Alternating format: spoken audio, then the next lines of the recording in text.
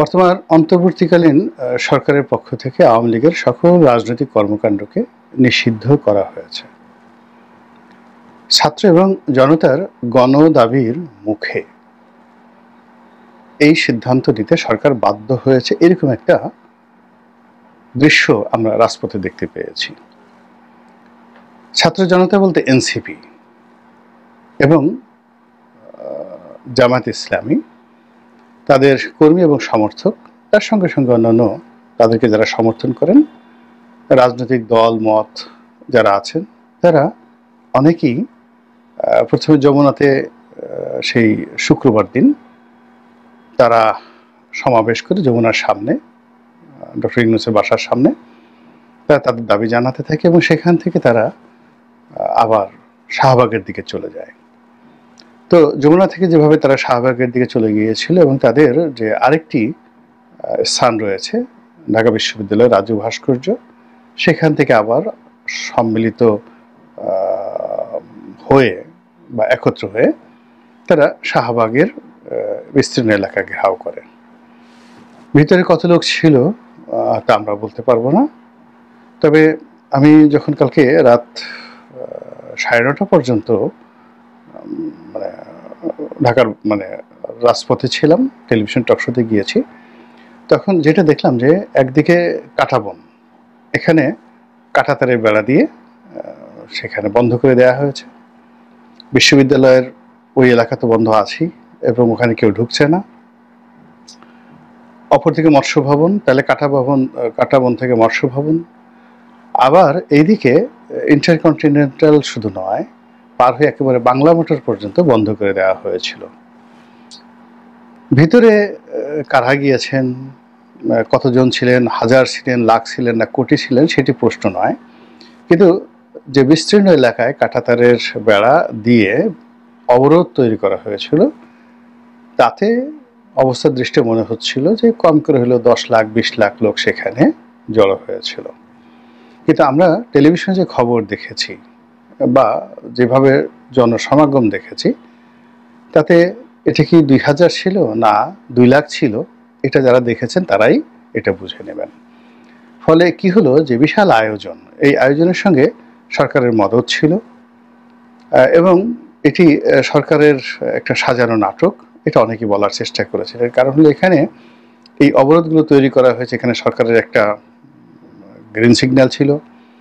তারপরে যখন যমুনার সামনে ছাত্ররা জনতারা আন্দোলন করার চেষ্টা করলো, তখন সেখান থেকে তাদেরকে পানি খাওয়ানোর জন্য, তাদের উপর ঠান্ডা পানির ছিটা দেওয়ার জন্য সিটি কর্পোরেশনের যে মেহমানদারি, এটি এই বাংলাদেশে নজিরবিহীন ঘটনা।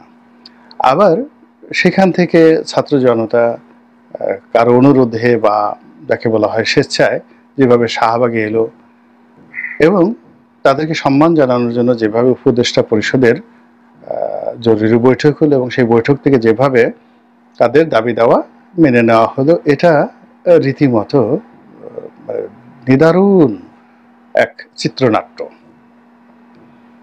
অনেক সুন্দর একটা নাটক।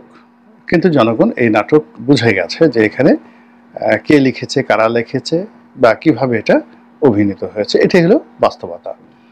যাই হোক, এখন কাগজে কলমে আওয়ামী লীগ নিষিদ্ধ, যারা আওয়ামী বিরোধী লোকজন তাদের উল্লসিত হওয়ার কথা, কিন্তু উল্লাসটা হচ্ছে না এবং এটা হবেও না। উল্লাস হবে আওয়ামী লীগের মধ্যে এবং সেটা হচ্ছে। এর কারণ হলো যখন বিগত দিনে 1/11 এসেছিল, সেই 1/11 সময়টিতেও জাতীয় পার্টি এবং জামাত সুবিধাজনক অবস্থানে ছিল এবং লক্ষ্য করুন যে এখনো কিন্তু জামাত এবং জাতীয় পার্টি সুবিধাজনক অবস্থায় রয়েছে। যেখানে রাশেদ খান মেনন, তারপরে হাসানুল হক ইনু সাহেবের মতো লোক, তাদের উপর যা কিছু হচ্ছে, সে তুলনায় শেখ হাসিনার যদি সহযোগী কেউ থেকে থাকে তাহলে জাতীয় পার্টি প্রথম। সে তুলনায় জাতীয় পার্টি ভারতের তত্ত্বাবধানে এবং আমেরিকার তত্ত্বাবধানে সর্বোচ্চ ভালো অবস্থানে এখন আছে। আর জামাত, এখন জামাতের সবাই এক একজন সৌদি আরবের যে রাজপুত্র রয়েছেন মোহাম্মদ বিন সালমান, তাদের মতো তাদের জীবনযাত্রা এখন চলছে। তাদের ক্ষমতা আছে, জৌলুস আছে, আকর্ষণ আছে, তারা যেখানে যাচ্ছেন সেখানে ভন ভন ভন ভন করে সুবিধাবাদী যারা মাছি রয়েছেন তারা সেখানে উপস্থিত হচ্ছেন, তারা যা কিছু বলছেন সেগুলো অমীয় বাণী। জামাতের জীবনে এরকম সুসময় 1971 সনেও আসেনি। মানে মার্চ, এপ্রিল, মে মাসে যখন রাজাকার গঠিত হচ্ছিল, আলবদর গঠিত হচ্ছিল, আসাম গঠিত হচ্ছিল এবং তারা সরকারের পক্ষ থেকে যত রকম সুযোগ সুবিধা পেয়ে সারা বাংলাদেশ তারা যেভাবে কবজা করে ফেলেছিল এবং বলা হয়ে থাকে যে একমাত্র আলবদরেরই 800 করে সদস্য ছিল প্রতিটি থানাতে। তাদেরকে সরকারের পক্ষ থেকে, এগুলো ছিল প্যারামিলিটারি, আলবদর ছিল প্যারামিলিটারি। তো আলবদরকে নিয়মিত মাসিক বেতন দেওয়া হতো সেনাবাহিনীর লোকদের মতো, তাদের হাতে অত্যাধুনিক অস্ত্র ছিল এবং তারা ট্রেনিং প্রাপ্ত ছিল, যুদ্ধ করার জন্য ট্রেনিং প্রাপ্ত ছিল। এবং এই আলবদর বাহিনীকে সাহায্য করার জন্য আসাম ছিল এবং রাজাকার বাহিনী ছিল। আবার এই তিনটি বাহিনীকে সাহায্য করার জন্য বিভিন্ন এলাকাতে তারা শান্তি কমিটি গঠন করেছিল। এই শান্তি কমিটির তথ্য দিত বেসামরিক শান্তি কমিটি, তারপরে যা হবার তাই হতো সেখানে। তো তখন তাদের যে অবস্থা ছিল তার চাইতে এখন এই বর্তমান জামানাতে তাদের অবস্থা অনেক বেশি। এর কারণ হল ওই সময়টাতে তাদের ব্যাপারে জনগণের ঘৃণা ছিল, ক্ষোভ ছিল, তাদেরকে নিয়ে জনগণের ভয় ছিল, আতঙ্ক ছিল। আর এখন যেটা হলো তাদের মধ্যে একটা অলিপ্ত ভাব রয়েছে, দেবত্ব ভাব রয়েছে। এখন তারা সবকিছুই করছেন কিন্তু কোনো দুর্নাম নেই, বদনাম নেই। তো এই জামাতের তো আনন্দ হওয়ার কথা, কিন্তু শেষ পর্যন্ত জামাত আনন্দ করতে পারছে না। আওয়ামী লীগের দ্বারা সবচেয়ে বেশি ক্ষতিগ্রস্ত দল 15 বছরের বিএনপি, সর্বনাশ করে দিয়েছে বিএনপির মামলা মোকদ্দমা, এবং সেই মামলা মোকদ্দমা এখনো পর্যন্ত উঠেনি, চলমান। বিএনপিকে লোভ দিয়ে, লালসা দিয়ে বা কিছু সুযোগ দিয়ে এমন একটা জালের মধ্যে আটকে দেওয়া হয়েছে, ফলে বিএনপি যে সকল ধড়িবাজ, দুর্নীতিবাজ কর্মকর্তা ছিল, সামরিক, বেসামরিক, পুলিশ, প্রথম দফায় তাদেরকে বের করে আনা হয়েছে এবং বিভিন্ন পদ পদবি দিয়ে আবার এখন তাদেরকে টাইট দেওয়া হচ্ছে। এমন টাইট দেওয়া হচ্ছে যে অনেকের জান যায় অবস্থা। তারপর বিএনপির যে সকল চাঁদাবাজ রয়েছে তাদেরকে আকৃষ্ট করার জন্য জেলখানা খালি করে দিয়ে একেবারে সমস্ত ক্রিমিনালদেরকে বের করে দেওয়া হয়েছে এবং এই সকল ক্রিমিনালরা বিভিন্ন এলাকা থেকে দখল নিয়েছে এবং তারা যে কাজটি করেছে, প্রথমত তারা বিএনপিকে তাদের সাবস্টিটিউট পাওয়ার হিসেবে তারা নিয়েছে, আর সেকেন্ডলি তারা আওয়ামী লীগের যে সকল ধনাঢ্য লোকজন রয়েছেন তাদেরকেও ওখানে এস্টাবলিশ করে দিয়ে একটা সাম্রাজ্য গড়ে তুলে পুরো এলাকাতে যে ত্রাসের এবং সন্ত্রাসের রাজ্য কায়েম করেছে, যার পুরো দায় দায়িত্ব BNP, but it is pre planned and well designed. এই গেল বিএনপির অবস্থা। তো জামাতের কথা তো বললাম, এনসিপিরও একই অবস্থা। এনসিপি গঠন করার পর থেকে তারা অনেক কিছু আশা করেছিল, চেষ্টা করেছিল, কিন্তু সেই জিনিসগুলো তারা পারছে না। ফলে এখন তাদেরকে বিভিন্ন মহলের, বিভিন্ন এজেন্সির কথা অনুযায়ী কাজকর্ম করতে হচ্ছে। এনিওয়ে, এই যে আওয়ামী লীগ নিষিদ্ধকরণের যে প্রক্রিয়াটি, এটি কাদের মাথা থেকে এসেছে, কেন এসেছে, কিভাবে এসেছে, আওয়ামী লীগকে পুনর্বাসন করার জন্য, শেখ হাসিনাকে রক্ষা করার জন্য, নাকি আওয়ামী লীগ ধ্বংস করার জন্য, শেখ হাসিনাকে শিক্ষা দেওয়ার জন্য, সেটা সময় আসলে বোঝা যাবে। কিন্তু ব্যবস্থা হলো বা অবস্থা হলো, এই প্রক্রিয়ার ফলে অন্যান্য অনেকের কপাল পড়বে, কিন্তু শেখ হাসিনার এবং শেখ পরিবারের কপালে রীতিমতো চন্দনের ফোঁটা পড়েছে। তাদের বৃহস্পতি এখন তুঙ্গে।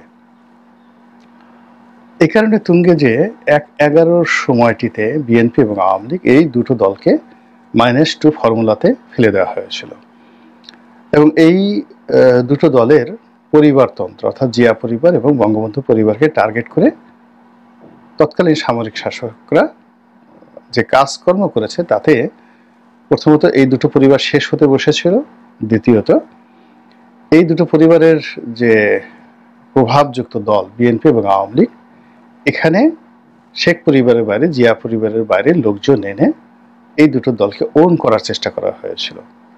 বিএনপি সংস্কারবাদী এবং আওয়ামী লীগের সংস্কারবাদী, যা নিয়ে প্রায় 1 বছর টানা হেঁচড়া চলেছে, কিন্তু শেষ হয়নি, সফল হয়নি।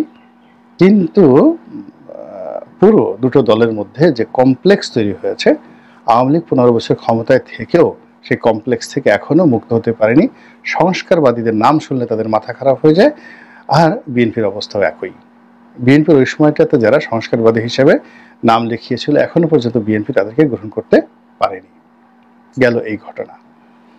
তো এবার যখন এই অন্তর্বর্তীকালীন সরকার এলো, তখন তো মানুষ প্রথমে বুঝতে পারেনি এটি বিপ্লবী সরকার, এটা গণতান্ত্রিক সরকার। কিন্তু ধীরে ধীরে এখন মানুষ সবাই বুঝতে পেরেছে যে এর পিছনে অনেক দৃশ্য আছে, অনেক খেলা আছে, এবং খেলা এখন অনেক বাকি আছে।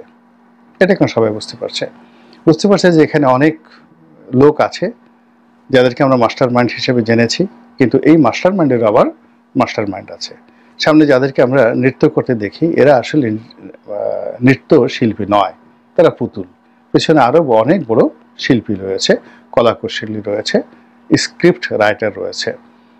তো এই অবস্থায় আরও একটি 1-11, আরও একটি -2, এই সকল বিষয়ে যে আলাপ আলোচনা হচ্ছিল, এই আলাপ আলোচনায় অতীতের অভিজ্ঞতার কারণে বিএনপি এবং আওয়ামী লীগ দুই দলের মধ্যে কিন্তু একটা ভয় ছিল। যেহেতু সবার আগে এখানে পরাজিত দল হিসেবে আওয়ামী লীগ সম্মুখে চলে আসছে, ফলে অত্যাচারের যে স্টিম রোলার তাদের উপর আসবে, তাদের উপর খড়গ চলবে এবং তাদের উপরই -1 প্রথম চালনা করা হবে, এবং সেভাবে কিন্তু সবকিছু এগোচ্ছিল। তো সেক্ষেত্রে ওই আগের মতো দুটো টার্গেট, আওয়ামী লীগকে রিফাইন্ড আওয়ামী লীগ করে সেখানে নতুন কাউকে বসানো, গ্রুপ অফ পিপলকে বসানো, এবং বিভিন্ন সময় বিভিন্ন নাম দেওয়া হয়েছে। অর্থাৎ Awami League will be owned by the another person or group of person control by the interim government. এটা হলো পরিকল্পনা। আর এখানে শেখ পরিবার, শেখ হাসিনা মাইনাস হয়ে যাবে অটোমেটিক। তো এটা নিয়ে আসলে আওয়ামী লীগের যারা নেতাকর্মী, তাদের মধ্যে এক ধরনের যাকে বলে আশা, নিরাশা, হতাশা ছিল। এবং আওয়ামী লীগ যদি আবার রিভাইভ হয়, সেক্ষেত্রে যারা সাধারণ নেতাকর্মী, লাখ লাখ কোটি কোটি নেতাকর্মী, তারা এখানে আসবে। আওয়ামী লীগের অফিস খুলে দেওয়া হলো, সব অফিস, এবং সেখানে যদি আওয়ামী লীগের মোটামুটি নাম আছে এরকম কোনো কাউকে বসিয়ে দেওয়া হতো, ধরুন আইভিকে যদি বসায় দেওয়া হতো, তো আইভি, সাবের হোসেন চৌধুরী, তারপরে ব্যারিস্টার রফিকুল ইসলাম বীরুত্তম, তারপরে ধরুন তোফায়েল আহমেদ, উনি খুবই অসুস্থ, তারপর ধরুন ওনার নাম তোফায়েল আহমেদ সাহেব আছেন, এরপরে অ্যাডভোকেট আব্দুল হামিদ সাহেব আছেন, এরকম আরো অনেকের নাম বলা যেতে পারে যাদের রেপুটেশন হচ্ছে। ওই যে মান্নান সাহেব আছেন, তারপরে যাকে বলা হয় অন্তত 100 লোক আওয়ামী লীগের মন্ত্রী এমপি আছে যাদের আসলে কোনো দুর্নাম বদনাম নেই। তো তারা সরকারের সঙ্গে একটা সমঝোতা করে আওয়ামী লীগ নাম নিয়ে 3টে অফিস খুললো, সুধার সদন খুললো, সরকারই রেডি করে দিল। তারপর আওয়ামী লীগের বঙ্গবন্ধু এভিনিউ অফিস খুললো, এবং এখানে কিন্তু লক্ষ লক্ষ নেতাকর্মীদের ঢল নামবে আওয়ামী লীগের ব্যানারে। এবং এটা যদি কিছুদিন চলতে দেওয়া হতো এবং তাদেরকে কিছু সুযোগ সুবিধা দেওয়া হতো, তাহলে শেখ পরিবারের নাম এবং আওয়ামী লীগের যে নতুন